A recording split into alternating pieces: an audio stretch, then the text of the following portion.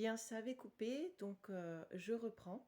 En guise de récapitulatif, j'avais expliqué la signification liée à l'amour profond qui se rattache à la concrétisation du rite du sacrifice du mouton.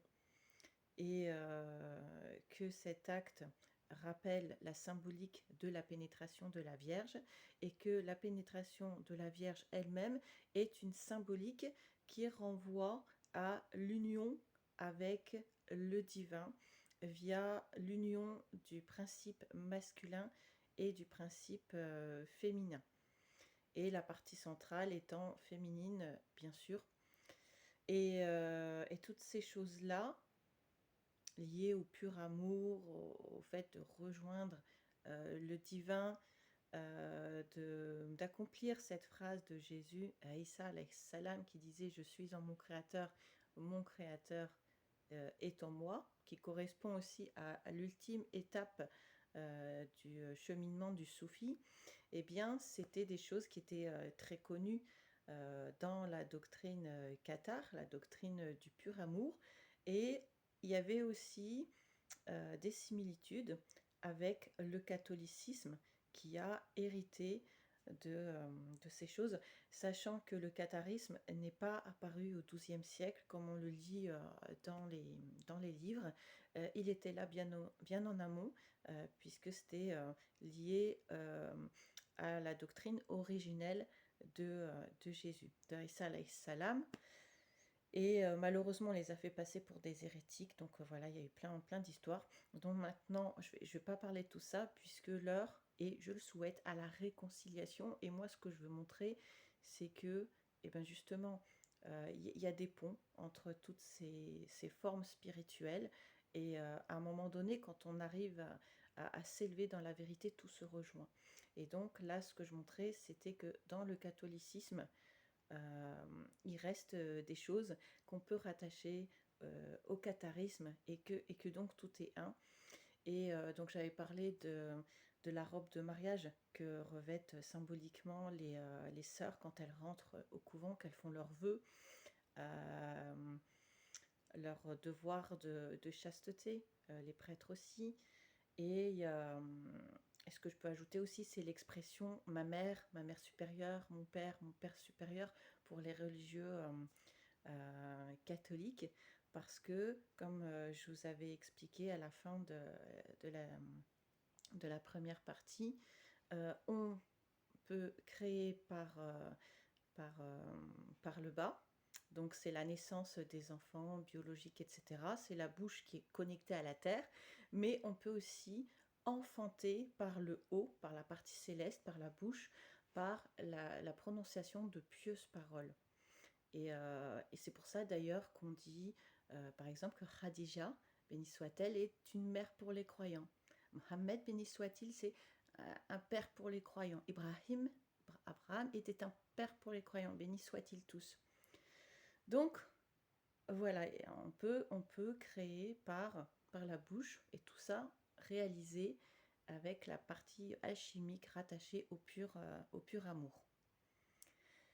Et il faut savoir que cet enfantement par la bouche, lorsque le sacrifice du mouton, l'icône, en fait, quand on prend la partie première, son essence, donc rattachée au pur amour, au divin, à l'union avec le divin, etc., se réalise, eh bien, ça génère non seulement des êtres, hein, des nouveaux enfants, des nouveaux êtres du monde céleste, mais en plus, ce sont des anges. Ce sont des anges, et bah oui, puisque la partie basse, donc ce sont les êtres de la terre, les enfants charnels, biologiques, et la partie haute, par les pieuses paroles, les pieuses pensées, etc. Donc ça donne des êtres du monde céleste, donc des malachim, des anges. Et alors ça, c'est bien connu dans la mystique, dans la Kabbale aussi. C'était connu du monde cathare. Et là, je vais vous partager la lecture d'extraits de livres que je trouve vraiment très intéressants, qui soulignent ce que je vous dis. Donc on retrouve des traces, tout n'a pas disparu. Et là, c'est un extrait d'un livre que vous pouvez toujours commander, hein, qui est actuel, qui s'appelle La rose aux 13 pétales. La rose aux 13 pétales. Et donc là, il y a une partie qui explique déjà la définition de l'ange. Donc c'est marqué des anges à sens unique.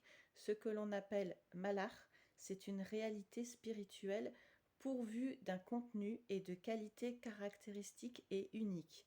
Ce qui différencie un malach d'un autre ne relève pas de la séparation physique dans l'espace. Ce qui les distingue, c'est une différence de niveau, l'un étant au-dessus ou en dessous de l'autre, dans l'ordre d'une causalité fondamentale qui détermine la différenciation de leur essence.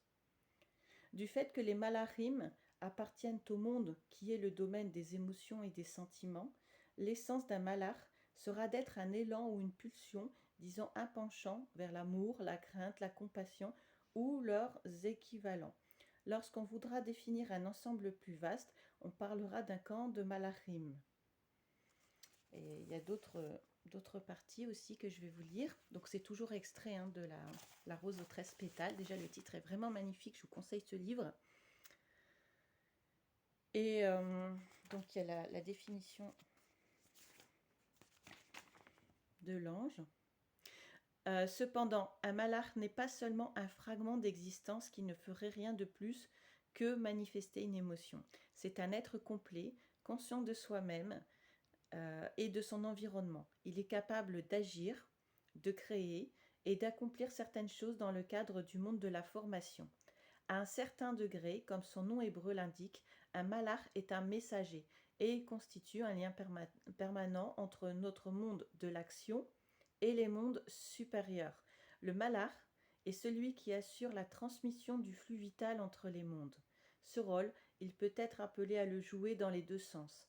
De haut en bas, il peut être envoyé par Dieu vers d'autres malachim, d'autres anges, ou vers des mondes et des créatures situées en dessous du monde de la formation.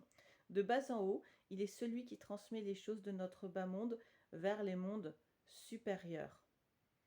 La véritable différence entre un homme et un malach ne réside pas dans le fait que l'homme a un corps, mais dans ce qui distingue l'âme humaine du malach. L'âme comprend un monde vaste et complexe d'éléments existentiels de toutes sortes. Le malach, lui, possède une essence unique. C'est, dans un certain sens, un être unidimensionnel. Et par rapport à ce que je vous disais, comme quoi le fait d'avoir des pieuses paroles, des pieuses pensées, de faire des bonnes actions, d'exprimer par notre pensée et notre pensée qui se concrétise, donc ça génère des anges. Donc on retrouve ça dans ce passage-là. Alors j'essaye de trouver le bon passage. Je demande juste quelques petites secondes. Voilà, ça doit être cette feuille-là. Voilà, j'y suis. Merci de votre petite patience.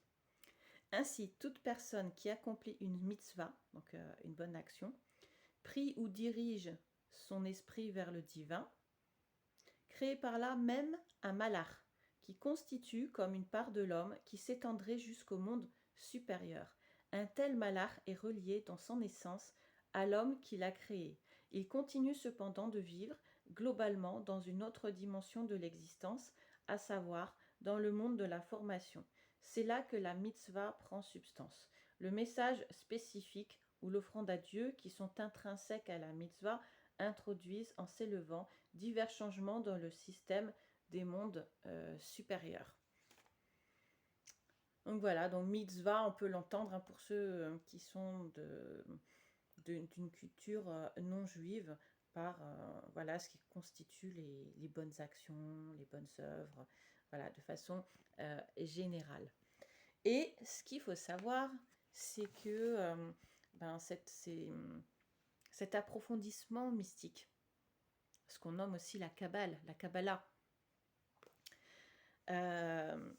puise ses fondements les plus anciens, donc bien sûr dans un premier lieu puise ceci auprès des prophètes. Les prophètes, c'était les plus grands gardiens de la mystique bien sûr, mais une fois les prophètes partis, enfin l'essentiel des prophètes partis, il y a eu un grand mouvement spirituel dans le midi de la France, dans la zone Qatar, et on dit que c'est de là qu'est apparu l'essentiel de la Kabbale.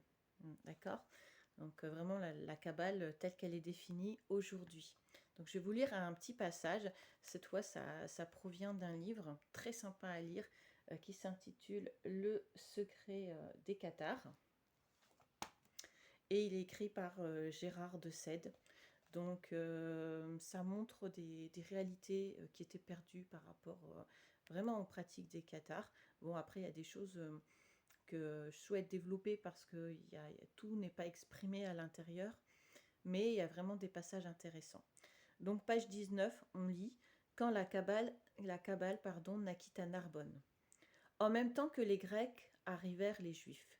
C'est en effet dans le Midi que leur présence est de loin la plus ancienne et la plus vieille synagogue de France est celle de Lunel, dans l'Hérault. À Carcassonne, la présence des Juifs est signalée dès 836 de notre ère et l'une des collines qui entourent la ville s'appelle encore le Pech judaïque ou Pec judaïque, je ne sais pas comment ça se prononce, la montagne des Juifs. L'Occitanie médiévale était en effet le seul pays d'Europe où les Juifs ne faisaient l'objet d'aucune discrimination. Ils jouissaient de la protection des pouvoirs publics, exerçaient librement leur religion, étaient citoyens à part entière et pouvaient notamment être élus magistrats municipaux. Cela leur permit de jouer un grand rôle. C'est ainsi qu'ils créèrent la fameuse école de médecine de Montpellier. Je ne sais pas si vous l'avez visitée, moi oui, elle est vraiment magnifique et ça donne vraiment envie d'apprendre comment soigner les gens. Les rabbins d'Occitanie passaient pour les plus savants du monde entier. Au XIIe siècle, le grand philosophe juif Maïmonide écrivait à ceux de Lunel. Vous, membres de la communauté de Lunel et des villes des environs, êtes les seuls qui portiez haut la bannière de Moïse. Vous vous occupez des études religieuses et vous cultivez en même temps la science. En Orient, les Juifs ne sont capables d'aucun mouvement littéraire. Il ne reste que vous qui soyez l'appui et la colonne de la religion.